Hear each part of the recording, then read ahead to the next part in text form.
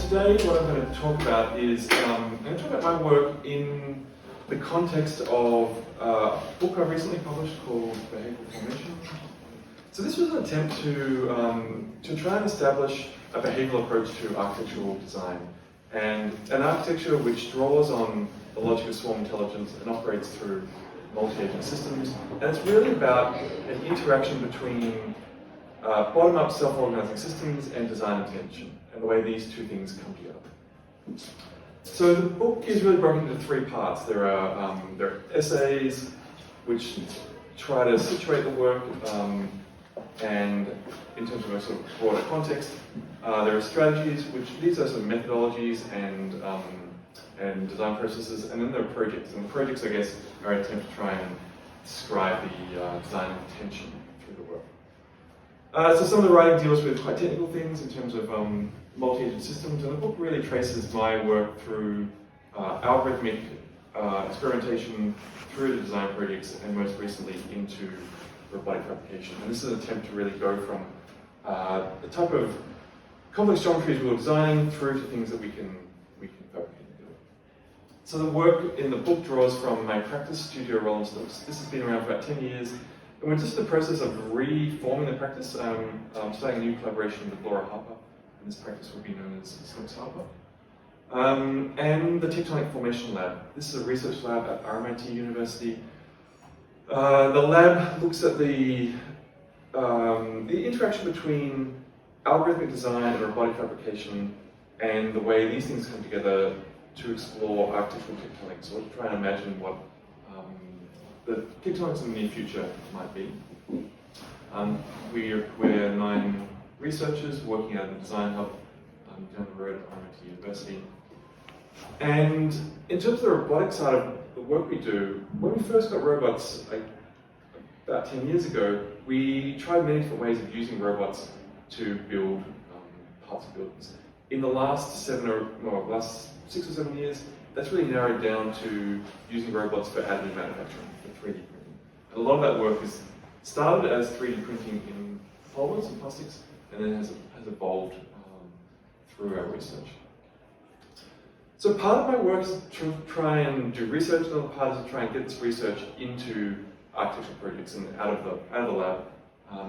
So this is the first time that we 3D printed building parts that made their way into an architectural, sort of live architectural project. This was designing a research laboratory at Monash University, a lab called Sensi Lab. And this is printed in polycarbonate panels. There are 10 panels. And the form of these are designed through a multi-agent system, which is trying to create a geometry which will reflect and refract light in interesting ways. A few years later, that project was about 6 years ago, a few years later, we developed a similar project at RMIT University on the Brunswick campus. And we also test this at a gallery scale. So this was a project for the National Gallery of Victoria for their first triennial. And this project was our first real attempt to try and demonstrate, I guess, to the public in many ways, what's possible through this type of 3D printing in terms of the scale that we might be able to print this up. So, if part of my research is around robotics, the other part of my research is around design process, and specifically design process that describes behavioral formation. And what this is drawing on multi-agent algorithms, and it's a process in which I'm trying to encode my intention as a designer into a set of semi-autonomous digital agents. And through the interaction of these agents, some type of self-organization of intention occurs, and it leads to an emergent proto-architectural set of forms, structures, etc. Now, so this is generative design. It's an idea that we're not directly drawing or modeling the thing, we're setting up the conditions from which that thing emerges or comes into being. One of the algorithms that we use a lot, we developed maybe 13 or 14 years ago, is something we call the agent body algorithm. And this is it's an agent which has a geometry, a sort of body of its own, and is able to connect to other agents and make these complex networks which are both structural as well as expressive. And they create a type of it's kind of a geometry which is neither lattice nor surface or volume, but something in between, sort of a thick fibrous mass.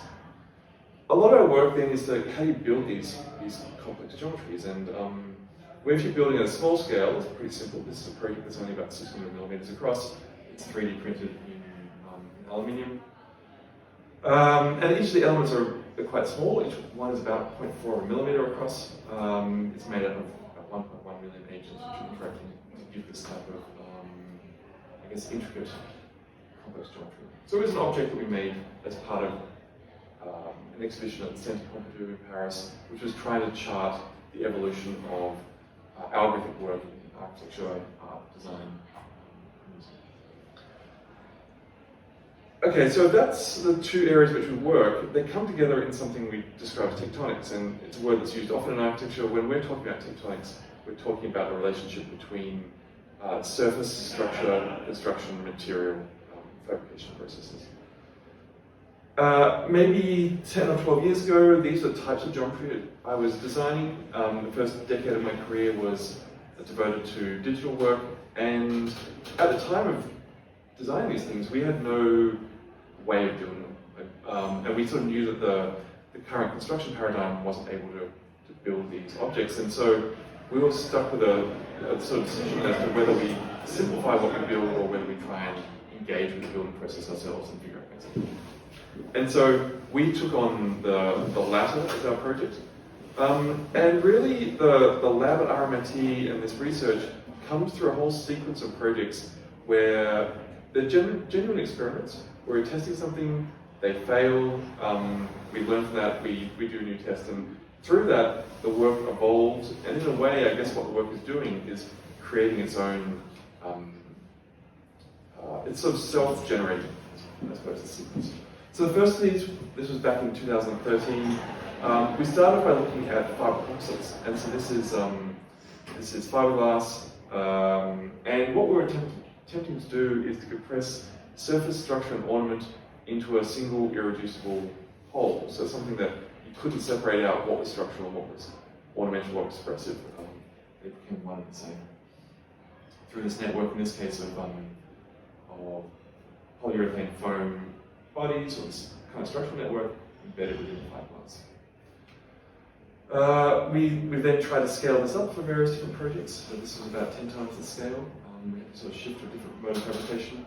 And then also tried different ways of building these in metals. So this was a project that we exhibited in New Zealand. It's made from laser cut steel, which is riveted together, which then led to going back to composites with laser cut carbon fiber. And this is a project in which we start with flat sheets of material. We cut the particular pattern of what we describe as the skeleton, it's a black part of that. And when we put those pieces together, they force their own double curvature. And so it's this way of like taking a flat sheet and giving it form without having to use a mold. And in fiber composites, typically like in sort of boat building or in aircraft manufacturing, the mold costs many times as much as the part that's made for the mold, which makes sense if you're making many of something.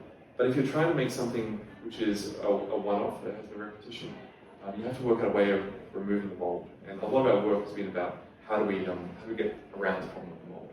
So this was the first attempt with, as I said, it's carbon fiber skeleton, which then skinned in a very thin layer of fiberglass. And simultaneous to that, we were working on other types of fabrication, which was trying to make these thick fibrous mass geometries. And this is a project which is using two robots to bend brass rods in order to make that type of geometry. But I guess we realized that these two different ways of working have the opposite problems. One becomes very thin, but has a surface to it, which is useful in architecture. The other is thick and fibrous, but has no surface layer. And so to bring these together, we realized we needed to invert our logic. So instead of trying to build the network and somehow skin it, we decided to print the skin and cast the structural network within that. And we tried this initially with concrete and then teamed up with the aerospace company Boeing to look at the relationship between carbon fiber and 3D printed plastics. And so in these projects, what we're doing is printing conduits, which we would then cast carbon fiber back into. This is the first experiment for that. that was exhibited in the Shenzhen Biennale. So it's a structural network inside a skin. As you move around, it starts to come in and out of focus. You can see there the section where the central cores take the carbon fibre. This became a prototype in a way for a more recent project that we exhibited at the National Gallery of Victoria. And to give some insight into the project, we print these parts using an industrial robot. Each of those layers is about 2.5 millimeters tall. Then there's a series of milling and post-processing that happens on those individual parts before they're assembled together. Continuous lines of carbon fibre run through that. We cast those carbon fibre elements in to give it structural stiffness. And then this gives you some idea of the sort of lighting effects or surface effects that then generates. Another aspect of that project was an opportunity to test some of our most recent research, which is around large-scale metal printing. And we had been working with small-scale metal printing for about 7 or 8 years, but never really thought there was an opportunity to take those small-scale things we're doing and scale them up to the scale of a building until we started working with a process called wire arc additive manufacturing. This is effectively having a welding torch, a MIG welder, on the end of an industrial robot, and it's laying down layer after layer of molten metal to build up a three-dimensional print. So as part of that project, we printed these small kind of legs or brackets for a project that connected between the concrete base and the carbon fibre and plastic elements, which you can see down here. It became a proof of concept, and I guess we've been working on this process for about 3 or 4 years now, through a whole series of different prototypes. But after doing that project with the NGV, it gave us some confidence that this wasn't going to be something which is simply used for small parts of projects, but perhaps we could start to print entire projects this way. Which led to this commission. This was commissioned by a technology investment company, Eureka, in collaboration with Formex. And what we're trying to do here is work out, could we sort of test what are the limits of printing in metals at a larger scale? And so this is the project that led to. It's made from 15 what we described as agent bodies, which are printed individually. That gives you some sense of the tool path of that, which becomes quite convoluted at times. So they're hollow parts, about 4mm wall thickness, and that gives you an idea of the sort of grain that it produces. That was printed in, as I said, 15 pieces that were welded together into 4 larger assemblies, which were then mechanically attached to make this element. So in this slide you can see a couple of different joining strategies. There's one where these parts are welded together. Here there's other parts which are mechanically joined to allow us to take these bits apart and to reassemble them in different locations. So I'm going to end with that project, but I guess what I wanted to say about this is when we started working with algorithmic tools, we were generating a whole lot of geometries and forms that we had no way of building. And I feel as though after going through all these steps, we've been trying a whole lot of materials which are perhaps not entirely appropriate to architecture. I think plastics have their sort of ethical as well as practical issues.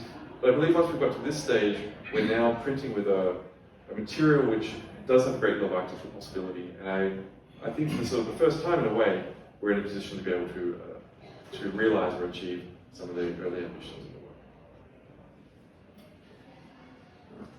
Okay, so thanks, Roland. So really nice form. Okay, so thanks, Matt, for the invitation. Very excited to be here, and we have a practice called LL here, it's based in Melbourne, with a workshop in Preston, so very close by. We're going to talk a little bit about a house project that we are in the process of completing. Maybe we can title of the talk is on digital crafting in architecture. So our practice postulates a model of practicing architecture, what we call digital material practice. Cedric Price famously raised questions in his 1966 lecture titled "Technology is the answer, but what was the question?" So our questions is, can making through technology be an active agent in architecture design, and if so, how? In other words, we're interested in how making can be a generative process, design process. So this mode of practice utilizes the agency of making as the generators of ideas, forms, geometries, fabrication logic, toolings, tectonic, and ornamentations. Advanced fabrication techniques using computer numeric control technologies and robotic took on the agency to shape matters. And we explored the design through a dialogue between materials and tooling. Here, tools are not just a means to an end, but are actually generators of design language, a constant negotiation of limits, constraints, and opportunities that are latent in the making process. Material effects become ornamental through surface textures as evidence in the very physical interaction of material manipulation through making from furniture to architectural scale. Tectonics. The assembly of materials and building parts are critical to our practice. The making of joints or junction between materials is a moment of articulating architectural thinking, what kind of strengthen the core, construction or craft.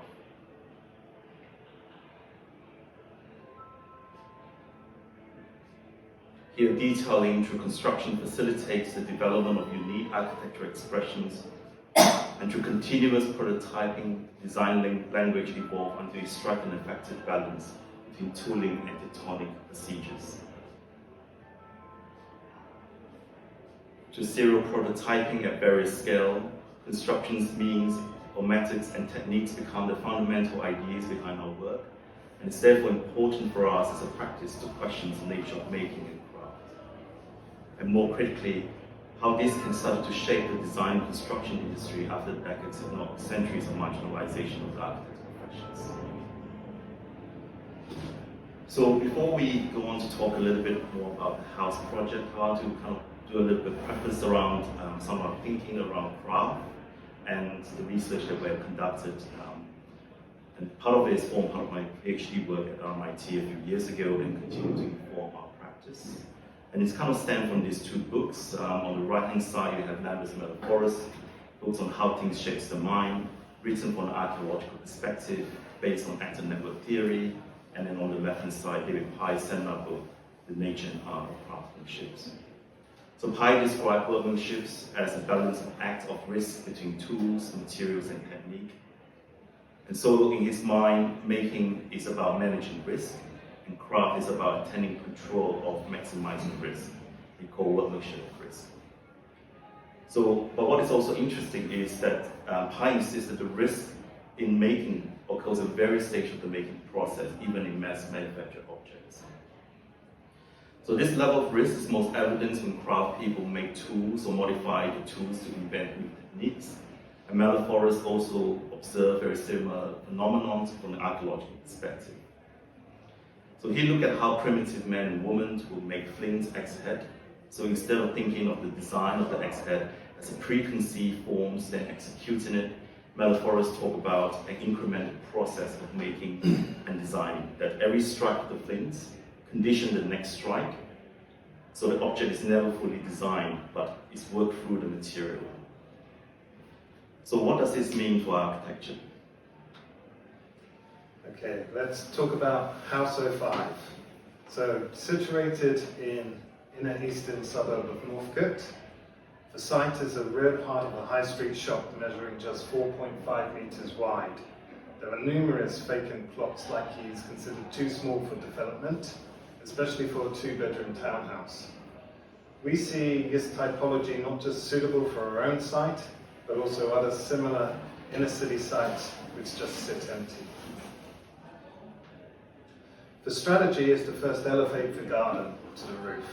Retaining an outdoor green space is vital. It then allows us to put the main living space centrally where it enjoys plentiful daylight, and finally the bedrooms on the semi-sunken ground floor where it's quieter. The traditional suburban house becomes our section.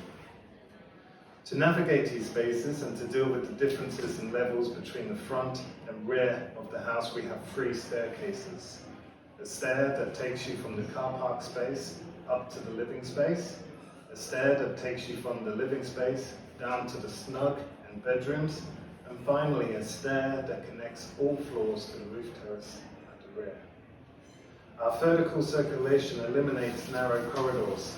Each time you pass from one space to another, it becomes an experience. Each part of his house, each package, from the off-form concrete, the timber roof, the internal staircase, the external cladding, are all projects in themselves, each using digital craft techniques at our own fabrication workshop.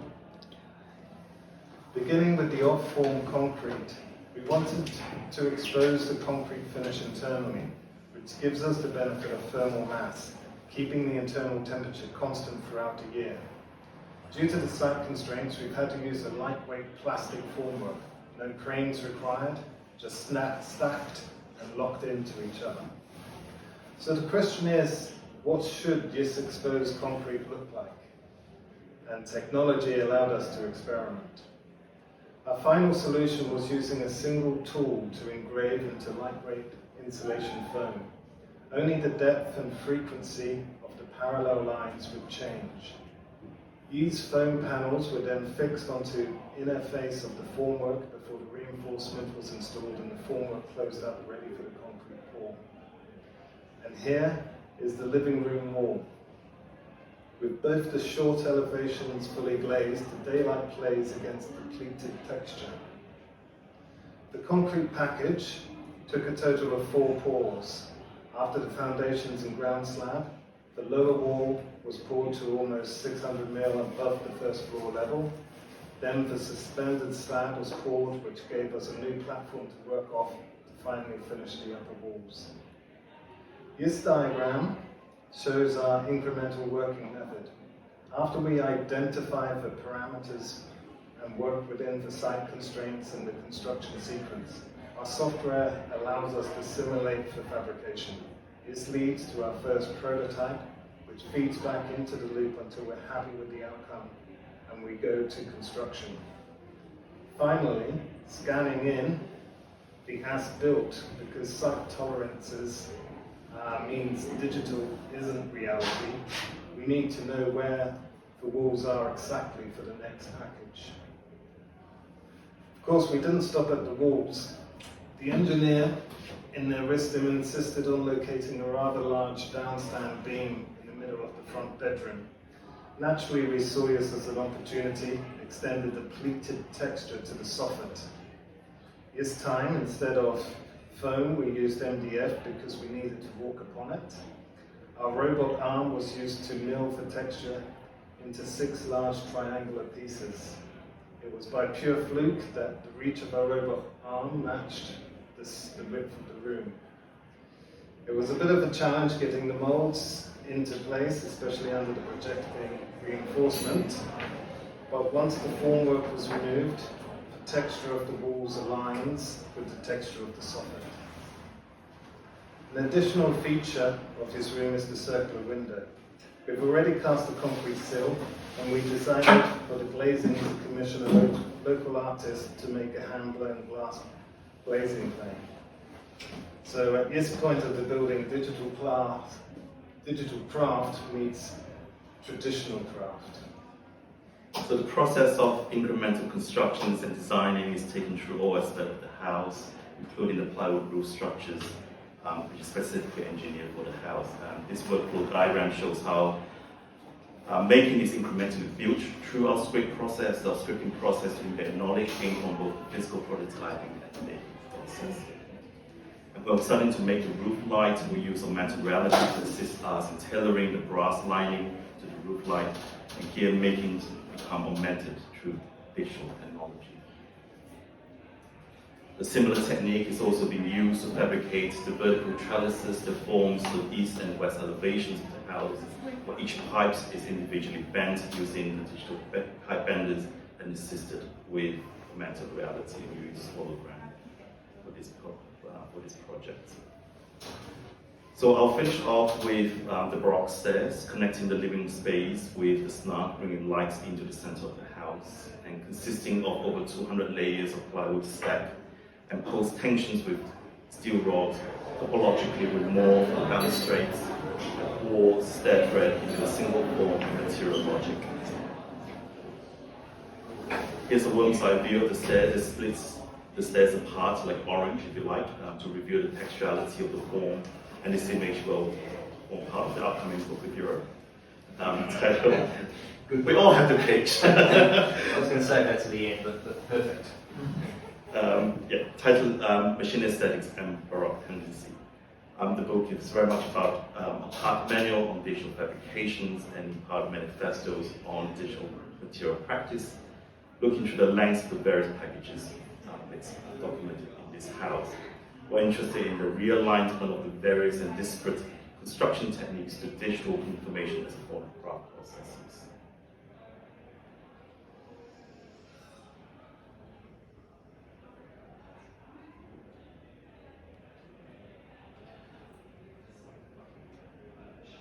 So last we'll leave with this, we end with this image on incremental constructions of the construction of the concrete package, the timber roof, the stairs and the trellises, and looping back on David Pye's notions of the material of risk and Malaforo's material engagement theory as a form of synthesis of digital craft.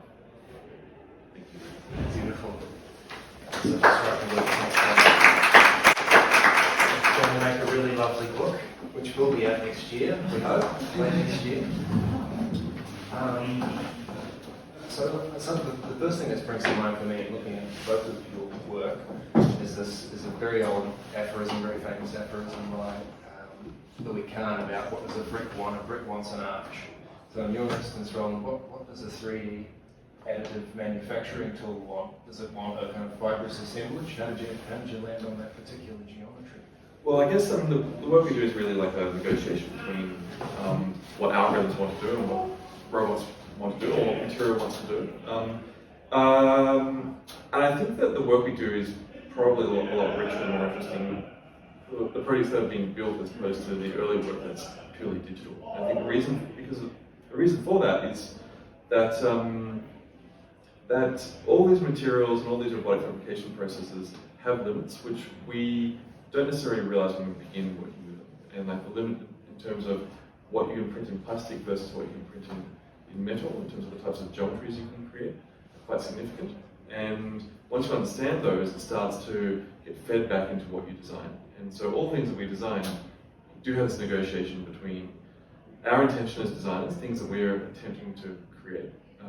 What the software has we write our own software, but what that software has a bias towards making, and then what is within the limits of robotic fabrication. So I guess, in a way, the projects, we deliberately make projects that are fairly intricate and fairly complex, and part of that is to try and demonstrate what are the potential limits that are possible with that technology.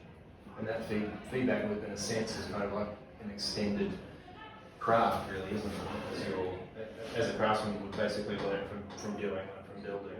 You guys are learning through successive experimentation, in this case over a decade now, with these machines. Yeah, exactly. So it's we started working with robots with this intention of trying to build the digital. Like we design these weird digital things, and we have to try and figure out a way of building them. And then after a while, that idea gets lost or superseded by an ambition to really work with the materials and with the robotic limitations and possibilities, and the work evolves through that.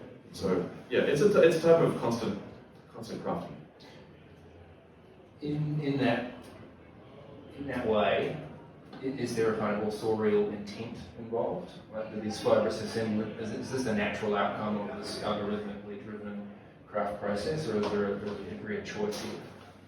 Okay, so when I started down to write this book, I thought I was writing a book about some generalizable model which was trying to describe a process of designing through this behavioral multi-agent process, as though somehow it's a generalizable model that other people could pick up and use and be disseminated. And I guess as I got towards the end of writing it, I realized that I didn't care about that at all. What I actually cared about was the specificity of the projects. That is very much tied back to intention. So then I sort of reframed the book as like this relationship between emergence, what is the algorithms, what do they want to do, and what is design intention, and how those two things become intertwined. And it's not a sequential thing, it's sort of intertwined in a very intricate way, I guess. Like, as a designer, you write an algorithm. You then are inputting different parameters or geometries into it. It's self-organizing in some way.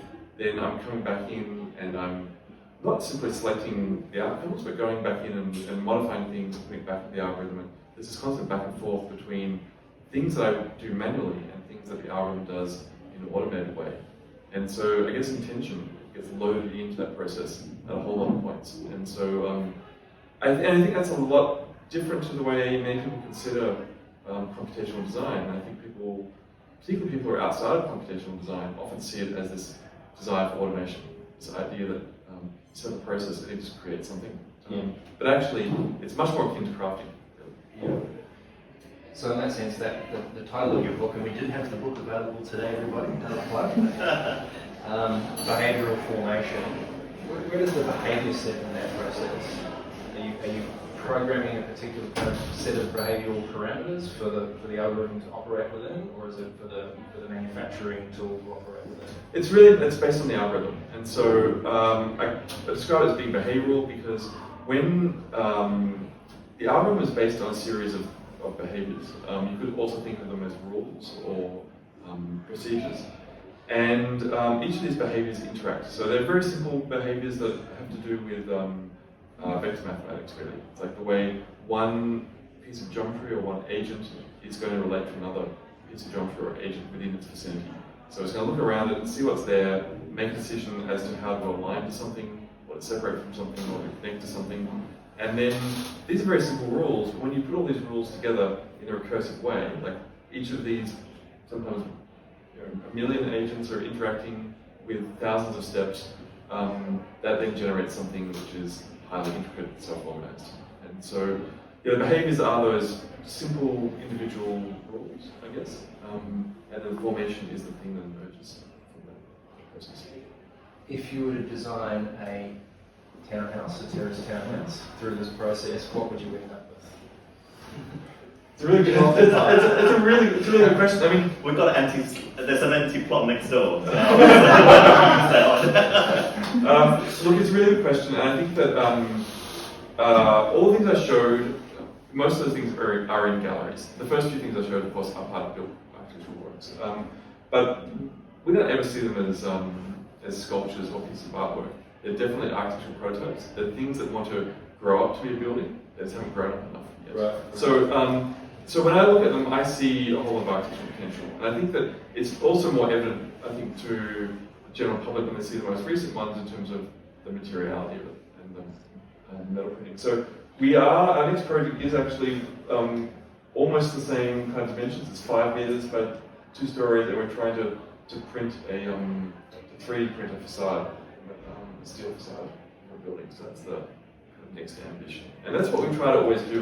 We do these little small experiments that are this big, then we try and make something that's larger that you can almost imagine it at an architectural scale in a gallery. And then the third step is to find a client who's brave enough to be the first to. Well, that's an important word, isn't it? Important qualifier, bravery, because it's very much about risk in this context. And I suspect we haven't had a lot of inbound inquiries from construction companies in relation to this technique. I could be wrong. Well, I mean, we have a lot of interest from, like, part of our funding comes from Boeing, for example. So, like, aerospace industry are interested in what we do. We found people who are involved in more bespoke manufacturing are interested, and they fund some of our work.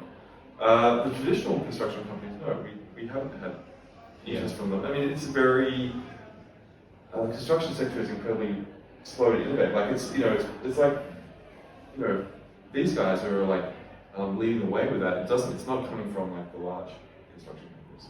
I was super interested to see you guys reference David Pye, because I spoke with Nick Callicott from 16 Makers over a decade ago about these processes.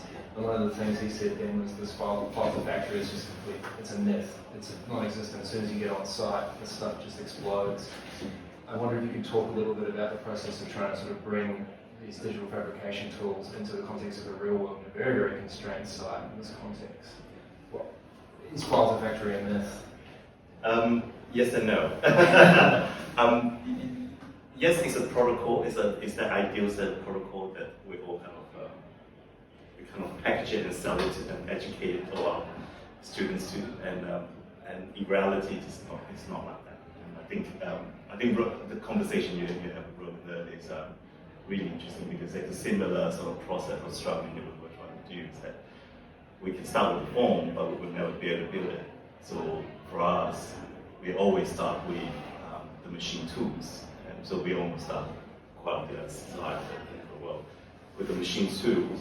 And now we have projects, and since this project, we have 2 artists soon to be on site, where we now have to start to look at what sort of materials we can use and work through that process of using the materials and the tooling to generate that language, to generate the aesthetics of the project. So but it's a really nice constraint to be in, and it's a constraint that's becoming less of a constraint as our knowledge grows, as our workshop equipment gets larger. It's like we try and make sure it's something we can do within our limits, within our machines, within our software. And as we've been progressing over the last few years, it's continued to grow.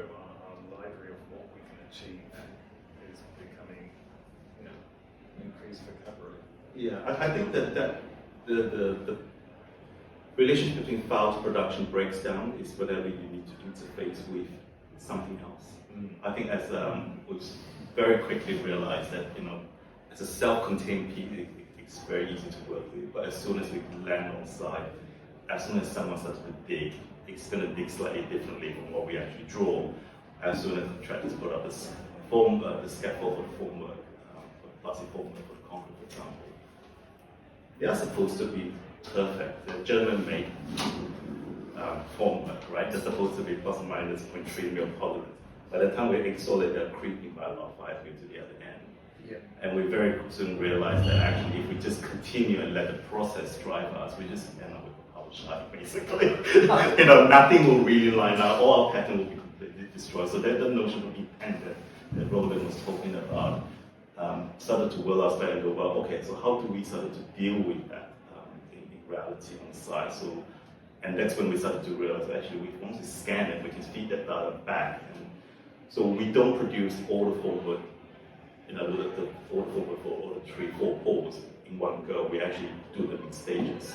So every time we pour, we scan, and then we feed the data back into the milling process. So, in the sense that holistic idea of file production as a single workflow probably is kind of overly idealistic. All we're trying to do with this house is we could break it down into chunks. And it's much more similar to how one would build as well. I was about to say that sounds very much like the process of construction. You're on site measuring twice, cutting once, effectively, fabricating as you go. Is there any degree of kind of iteration in the form or the geometry in that throughout that process, or? Yes. So with the concrete, for example, the elevation we show you, we only draw that about 6-9 months ago because we're trying to make a book, and we kind of need to communicate the idea that we have elevation. The reality is we never actually have an elevation we actually make the house, an interior elevation of it. So everything is simply a true part, and we prototype them from 1 to 1.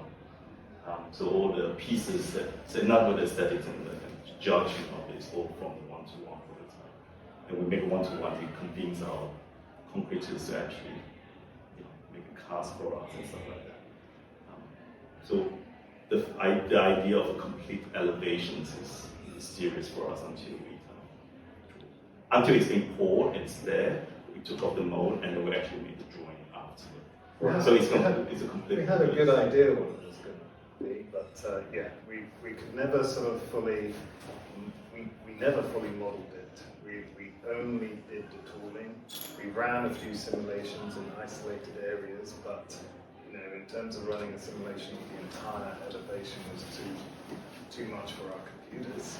And so it wasn't until it was finally done and revealed that we got to see it as a whole. That's incredible. So ultimately, it is a kind of purely self-generated in a way kind of design. It's a byproduct of the tools and the algorithms that you guys have built to control those tools. Yeah, in many ways, and I think it's also a sense of expectation as well, right? If you expect the concrete to behave almost as if it's perfect, then you'll never be perfect. So we actually have to stop all the concreters from filling in all the holes in the concrete and all the blow holes, etc. Because for us, that all these are marking that the process left behind, and there's a sense of I guess honesty in the way that that process can transpire through. That idea of the maker's mark in a sense, but instead of it being a human hand, it's a kind of a robotic hand, if you like. Yeah. Like the software, for example, or the ring mark is actually made from the milling process from the robots,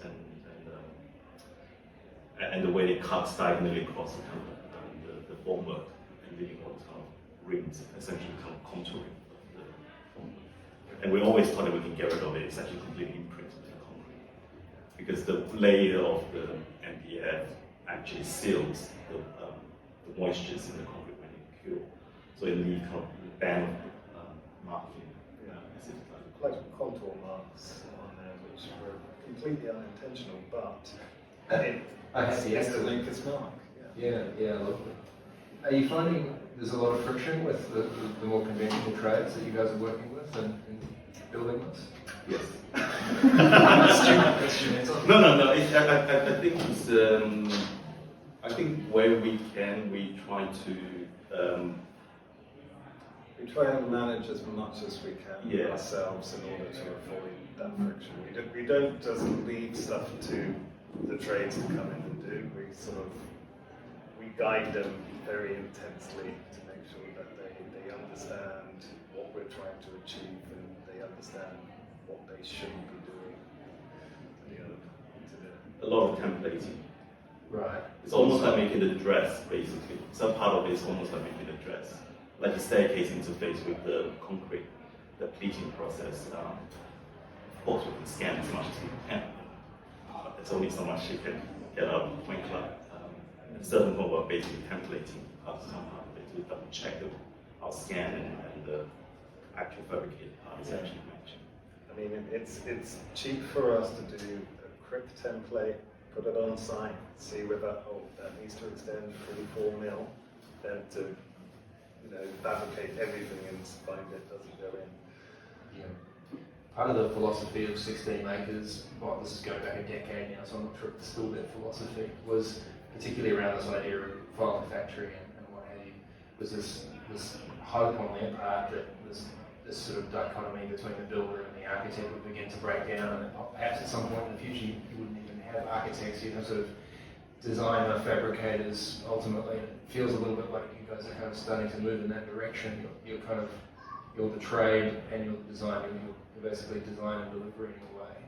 Do you think that's a fair descriptor? Is that sort of dichotomy between builder and architect starting to break down a little bit, or you still very much consider yourselves? I think it's fair in the sense that what we were achieving with House 5 wouldn't have happened if we didn't fill in bridge that gap, as it were, in order to take away from the builder what they would traditionally just do. If we were just to give a builder plans, we would be lucky if they took it on. But yeah, from us really understanding how it's drawn, how it's made, how it's put together, and how it's all assembled on site, and taking over the management of that means that buildings like this can be done, and can be done quite efficiently. I think just one thing to add, we actually have a contractor on this job, and he's scared of some of the work, like the roof, for example, is scary for him. But when we are on site with him and we literally went, so David and I basically put on our iPads and actually installed it with him. And once he started to do that process, he realized that actually that's just part of the normal construction process. There's nothing kind of difficult about it, because we have to actually take all the quote-unquote difficulties out from it. We already scanned the wall, we already cut the trim, we know that this is going to fit in about 3mm tolerance, and it's like making a joinery. Nobody will do 3mm, but we know they will slot in, and we're confident they will slot in because we've already done all the scan and measurement Yeah. So when he went on site and he saw the first 2 beams drop in and realized they actually just drop in quite easily, just like a normal process. And trust me, it's Yeah. very comfortable. Yeah. But I'm interested in Roland's thoughts on this topic is this idea of kind of scale is problematic for both our practices. Yeah, I mean, I think scale and tolerance. I've also had the same experience of trying to digitally fabricate parts of something, but then it gets attached to something that's traditionally fabricated, and that doesn't work. So yeah, the whole process of having to scan everything and then remake all the geometry to fit the scan is frustrating. It makes you realize that you need to fabricate whole parts of buildings in the same way. So it's like it's either going to be all digitally fabricated or all traditionally fabricated, but as soon as you mix them, it's difficult.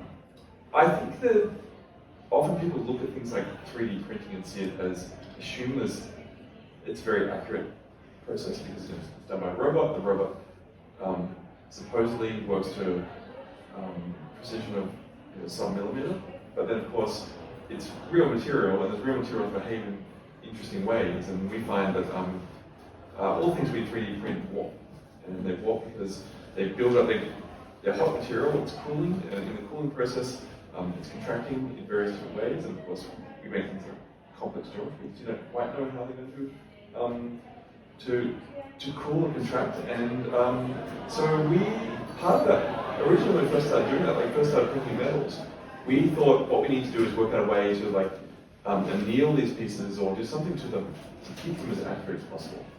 So we're going to try and clamp them really hard so nothing moves when it's printing, then put it in an oven, heat it up, relieve all the stresses, so then when you cut it off the base, it's just how it's supposed to be.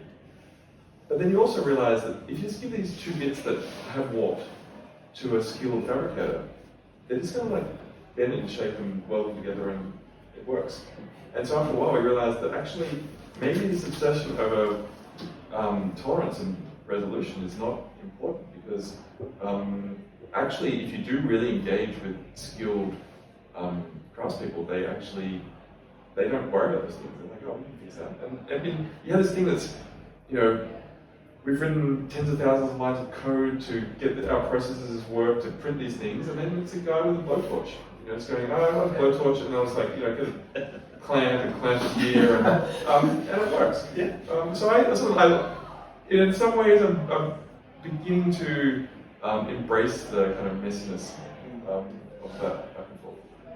It's interesting you said it, because you did write something in your book that I thought was interesting, which is the feasibility of behavioural processes of formation will depend on the development of procedural approaches to construction that mirror this logic of design. That doesn't sound like that's what you're talking about. That sounds like old school construction guy with a hammer banging into it. I guess the thing is that it's I'm trying to say there is if you can make processes of building which align to the processes of the algorithmic logic behind something, as opposed to taking some other fabrication process and trying to overlay it. And I guess this comes about partly as a critique of some of the early digital fabrication, which was taking quite normative ways of building things and trying to apply those to complex geometries. And I think what we're trying to do is say, well, you've got to build the construction logic into the geometry, and so they have to have some sort of alignment between them. But that's totally. yeah, but that's a little bit different to this last comment, which is about realizing that sometimes you just need to get out of blowtorch to make things work.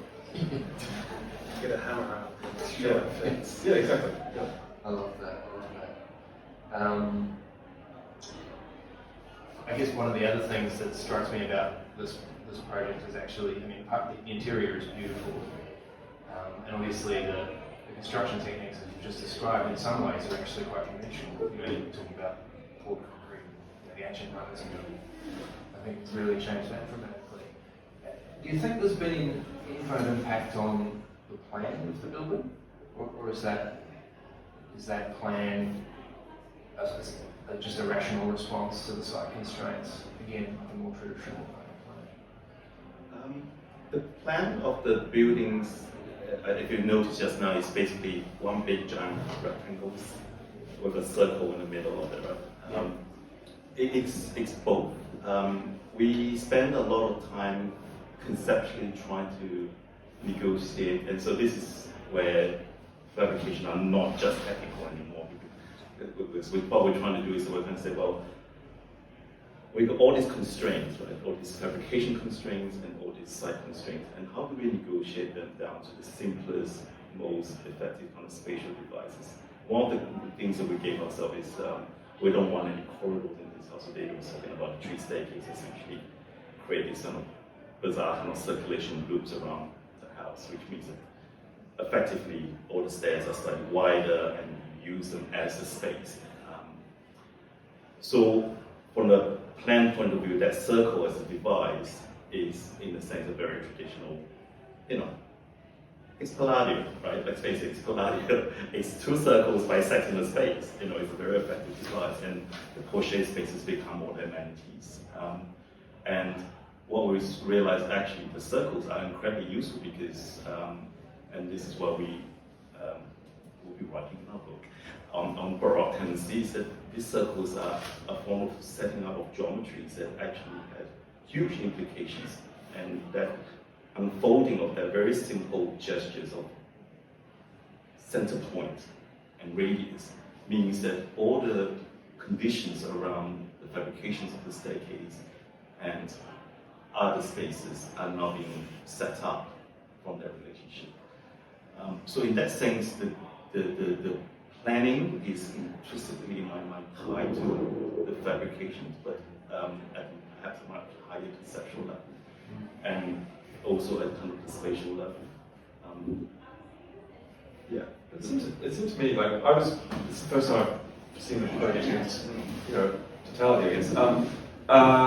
And when you first started describing the circular stair in the plan, I didn't understand it from a planning logic. I understood it from here's an opportunity to explore or to work with the digital fabrication tools that you're using. Like, I mean, you've got the capacity to do these kind of wonderfully expressive pieces of geometry, and a kind of central stair is like a really kind of fabulous opportunity to show off what you can do in a way. So I'm kind of curious as to like how much of the planning is around opportunity to make these set pieces for the types of geometries and fabrication that you're interested in. Showing off. I see. Okay. No. I mean, that's not quite the right word, but It's definitely the right word, because I think the intent is there. Because originally that center stair is supposed to be concrete. The formwork came out and it was ridiculously expensive. It's basically 1/3 of our budget, and we're like, there's no way we can spend 1/3 of our budget on this. And we took the package back and we go, okay, we're going to work with the engineers and see if we can create this staircase that essentially cantilever.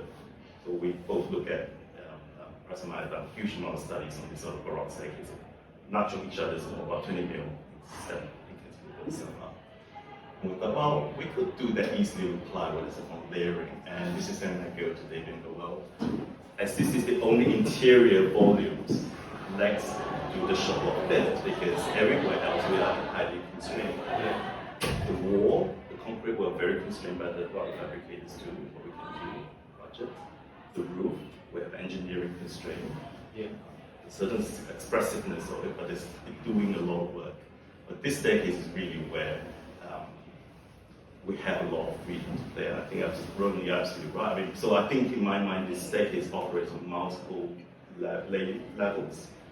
And one thing that's also interesting is when we were designing that staircase, that's roughly when Rhino 7 came out.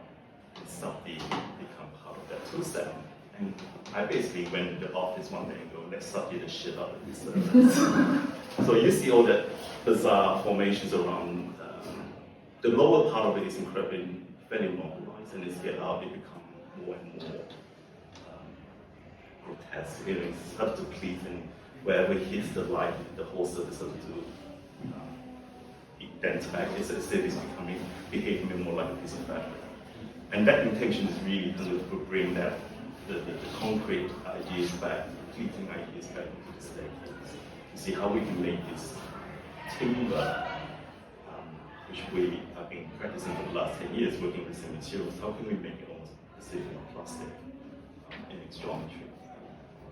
And I think in my mind, these notions of the synthesis between the aesthetics, tooling, machine, but also the structure and the form and the use all in one are extremely important.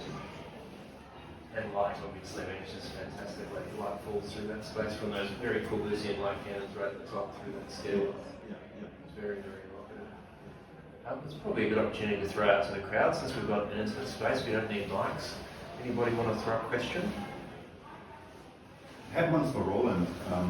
You spoke about tectonics, and obviously the closer we get into the relationship between form, the structure, the tectonic material, we also get into structural qualities that you have you considered any kind of feedback loop between the formation? I mean, how sequential is it, or how much iteration or how much recursion could you include from the structural behavior, material, sort of structural loads even perspective, where some of the original sort of algorithm might adjust or change based on structural feedback that it gets?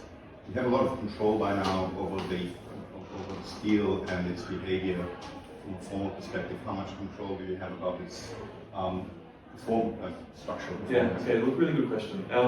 And it's, we've tried to embed structural logic into these algorithms in several different ways. So the simplest way is, say with the earlier fiberglass projects, what we do is we do a FEA analysis on the surface, and then all of the agents would respond to that analysis. Like, for example, we do a bending moment analysis, and then they would align their limbs to the direction of bending to try and resist that, and they would scale based on the magnitude of that. So there was that kind of, you could describe that as being a sort of linear relationship. It's like, but then the more interesting thing that we've worked on, and we've done this more conceptually, but never really applied it to projects, as if we've done it experimentally, but it's never found its way into projects, is developing a feedback loop where where as the agents are forming, they're sort of swarming and connected to each other, we're constantly doing structural analysis on the whole network, and then feeding that information back to the individual agents, and they respond to it. So for example, if the deflection is too great at a certain point, they're going to try and separate vertically to create a structural depth, for example, or and that's a very computationally heavy way of working, but I think it's conceptually a pretty interesting way of working. But at the same time, I guess there's also a lot of redundancy in these networks, and so our work is always trying to balance between things which are expressive and things which are optimal, I guess. So, like a lot of the structures we make are quite efficient structures, but they're not the most efficient structures we can possibly make, of course. We're always trying to balance these things. So yeah, we certainly build it in into digital molds. Typically what we do is with these smaller ones, because you need an automated process if you have 1 million agents. If you've got 15 of them, then what we find ourselves doing is like, we do it in a more manual way. So we generate a network, we do a structural analysis on it, we then test how if we change that network, it will be more efficient, etc. So that's, I guess, more, at that scale, we can do it traditionally. At the high resolution, we have to have these more automated processes. Did you guys find there was much tension with your engineer? You mentioned that you ended up having to put an I-beam through the middle of the space at one point. We have 2 engineers. Yeah. Nice attention. We have 2 engineers, one to do the concrete and the metal work, and we then have to go to a specialist for the roof, because we are very early on the design, all based on LPL, essentially off-the-shelf stuff. And we are stubborn enough to say that we need this all produced from a workshop, it needs to come out from our machines, we need to work with our tooling for doing it. And we, maybe you can explain more. Yeah, I mean, basically, we went to the engineer and said, look, we've got to make it from plywood sheets. We need to be able to cut it on our 3-axis machine. Our machine is only 2.4 by 1.2.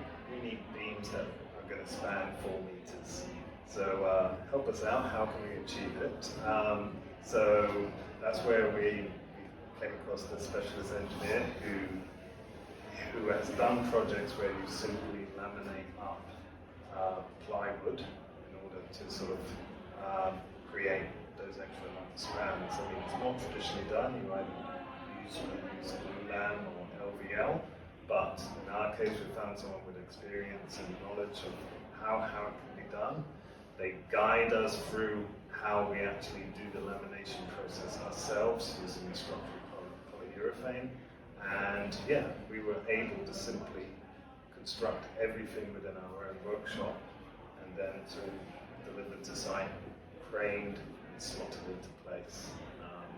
Our big constraint in a way was because there's a lot of beams and our workshop isn't that big, so it's a case that beams 1 to 15 were constructed first, then we ran out of space, so we had to install those first before we could just finish off the front sort of canopy at a later date. But yeah, we were always meeting a constraint in terms of how much space, how much storage we could have in our workshop.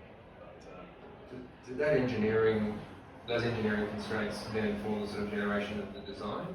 Yeah, to us there are opportunities because so the roof, for example, is opportunity.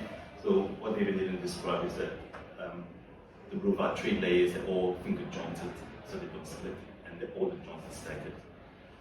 So we all have to fit within the parameters of a standard sheet, so we're always working the same. And the bolts on the ground floor in the bedroom is really, I get kind of a manifestation of that kind of conflict, but also kind of managing that and say, well, how can we turn something which are essentially a very simple solutions into something that's aesthetical, but also work with the entire logic of the house and look at the material systems and also the tooling system.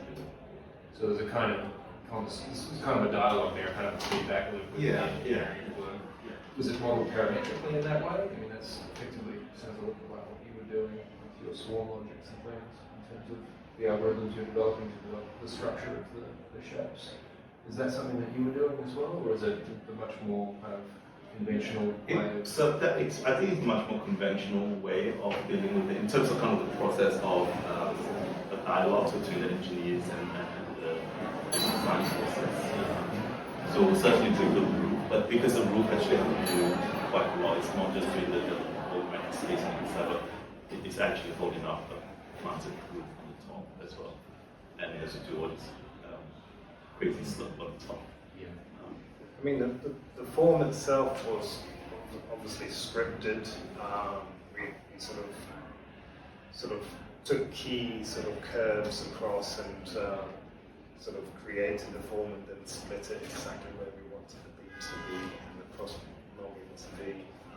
And the engineering was scripted into that. Yes, so we knew that in terms of beam depth we couldn't go below a certain depth for any of the spans, and in certain places it had to be larger because it was carrying more load in those areas. But yeah, once you program in the constraints, you can play with what you want to play with.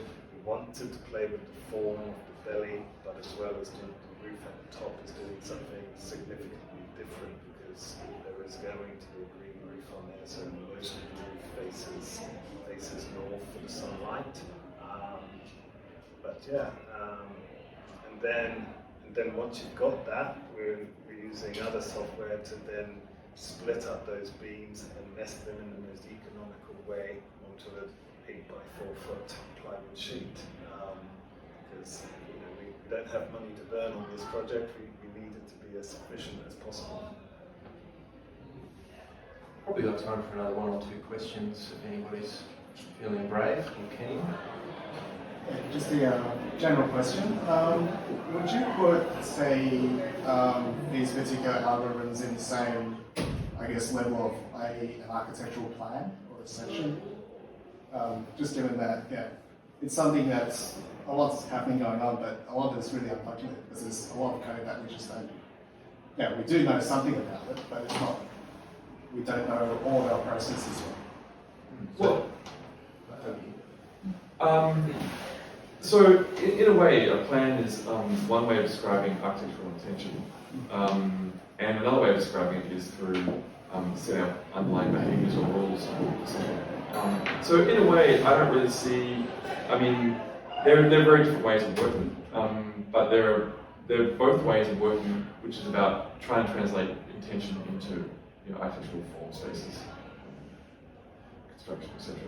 I don't know, is that the kind of question you're asking? Do you mean I would you guess generate a plan? what I mean is, sorry? Do you mean would you generate a plan algorithmically?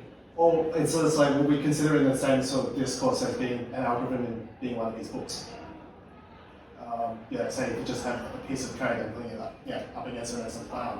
Are we bringing in that same ideal, or is it something that we're just using to generate a plan ultimately? This is an interesting segue to our forthcoming book, isn't it? Because this is the kind of thing we have talked about a little bit, haven't we? Yeah. We're trying to decide how much of that detail to include. The manual aspect of it, yes. Yeah. But I think it's interesting because the staircase, for example, the plan is actually completely generated. It's putting all the criteria that we have to stuff in, the code, the risers, the slits of it, and also the Mount cantilever, the Mount cantilevering coming out from the wall, and also the pivoting of it, which then conditioned essentially that spirals that you see on the diagram. Right? The spirals then went up, which is then intersected by sort of bottom is a circle, the top is actually an ellipse. It sounds incredibly baroque-like. It's baroque on baroque, and essentially the whole entire state is negotiated between the circles and the ellipse. And we found that with just one apex, with the circles and the ellipse, all the different aspects of the code, or the material constraints, the structural constraints, all seems to work. So there's this negotiation between all these different parts, and ultimately that's where we end up with.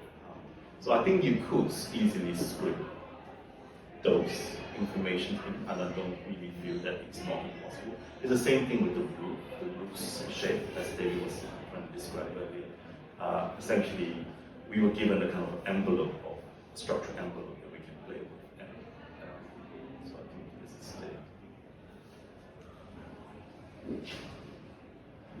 what is that? So much further. That section's there. The structural envelope was given to us. So there's certain area where we can't go below certain deep sizes. Some area we can go higher, for example. And at the front end of it, where we want to basically go super thin, basically the engineers tell us not to put any load on it. We don't. We can go super thin. We're going basically to about 100 mil, 120 mil towards the end of it. And it got a little bit fatter by the end of the engineering process, right? 200 mil. We're still winning. It's not this big. It's not that big. It bounces a little. It bounces, but That's allowed. It's an interesting question in the sense that I'm curious as a publisher as to how much information a readership would be interested in reading, and whether or not including the algorithms in a way in the publication would be of interest to them. And I'm sure it would be of interest to some people, but I'm not sure if that would be the people in this room or it would be several thousand people. It probably depends on what level of detail that is. I mean, if you just look at the code, there are tens of thousands of lines of code. Nobody wants to read that. No, exactly. But if you can diagram that code at a whole series of different levels, and that's one of the things I try to do in the book. There's certain behaviors I try and diagram and explain. This is an architectural logic. This is a bit of pseudocode. This is a diagram that explains it. And here's a bit of code, and that's what a behavior is. This code is lots of those behaviors. Yes. Yeah, it's enough of an example to give people an idea of the processes that are at play and a clue, I guess, that they're doing themselves if they want to. I mean, we certainly find segment pseudocode is probably the easiest, most digestible part. I think with the book at the moment, we're also trying to write out the problems that we're facing, and I think we're trying to outline kind of the pain of applications. Going back to your earlier question, how glorious this idea of file fabrication is, I think we need to kind of make other designers, other students or educators are to be aware that actually when you actually interface this with in kind of real project, in kind of on-site project, it's not smooth. So, you know, and I think Roland's point about, well, we have to keep it within that same ecology of computational language, or somehow you're going to have to give that friction between what is essentially built by hand and what is essentially computational. Yeah, no, I think capturing that messiness. This is great. I'm workshopping the book, right? I have a question for you guys. I mean, I really admire what you do, and I'm partly jealous of the fact that you guys have your own factory and you build your own buildings. And I think this is it enables so many interesting things to happen in what you do. I would be really interested to know how much the tools become limiting. Right? You've got a workshop which obviously has several different tools, and robot arms are very versatile tools, but have their limits as to what they can do, or perhaps your space has limits in terms of what you can do. And so, do you find yourself ending up designing projects to suit the tools that you have, as opposed to if you didn't build your own projects, you would be equally happy using, precast or fabricated steel or whatever else might be, but you're now trying to presumably design projects which can maximize the use of the limited but fascinating tools that you have.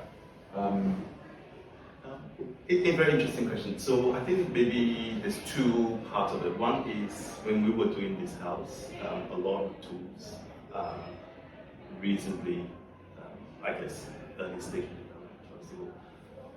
The robot arm is very flexible.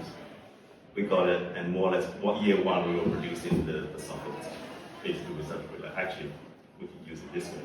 Plus, we were doing other research work with university, Melbourne at that time, computer and stuff like that. I think we have a tendency to say that, well, let's try not. Just second part of the answer will be yes, there is certainly a benefit to continue with that tool logic, because once you develop something, you don't have to throw it away. You already have the working knowledge and try to pass it to other projects. But I always make this point with David that we should at least within one project have something new, because so you balance out the kind of ambitions to be innovative, right? But I guess that question comes partly because we've all saw the first generation of architects who started getting into digital fabrication. They all bought a CNC, and everything became an egg crate. And I think that then obviously the tools you're using are more flexible, more adaptive, and so. But I think that so the problem is not as narrow as the problem that happened 15 years ago. yeah. But parts of that problem still linger. Of course it does, but I think you can use it in a different way, and I think we also make tools ourselves. So we have a patent for concrete bending that was with the concrete model, for example, that was currently being commercialized by another company, and we have one upcoming project with ramp earth, and we're now looking at robotic ramp earthing. So we're always trying to use trying to find opportunities for that research in practice component that will allow us to move our aesthetics slightly different. So for us, the tools are there, but the tools we can also invent, we can also thoroughly swap out. I certainly think that we operate much more flexibility, but the flexibility is there for us to operate with those two sets. There is. I think, what Paul's saying is right. With our tool sets, there is the flexibility, but I suppose the other reason that we tend to sort of, keep within our own tools is because that gives us more control over the outcomes. Once you go to another fabricator, and we have done with a few of the elements anyway, because we're not steel fabricators, once you outsource that, suddenly you've lost that little bit of control. Suddenly what you get delivered isn't exactly what you wanted, in a way that frustration means, oh, is there a way we can do it ourselves? And then we sort of address the problem from another aspect. It's when, for instance, still briefly, it's the galvanized steel trellis on the rear of the elevation, which is all bent pipework, basically. We could have easily have done a whole lot of structural giving all the angles and the fabricators to say, produce all of that. Would it have all gone together like it has done? Probably not. So we recently worked out, well, we can spend the same amount of money, buy the machine ourselves, and actually bend the steel and be confident that the result that we get is the result that we wanted. And that's just, it's partly keeping within what we're capable of, but also being able to have the luxury of managing ourselves and managing the outcomes. Well, we've actually trickled well over our allocated time this evening, guys, so thank you for sticking around. If anybody's interested, we do have copies of Behavioural Formation here. Obviously we don't have our book yet, but we'll have that in about a year or so. I'm going to put a copy of Behavioural Formation just up by the TV so you guys can have a flip. If anybody wants to grab a copy, just grab me or grab Bridget and we can happily sign it. Otherwise, please join me in thanking these guys for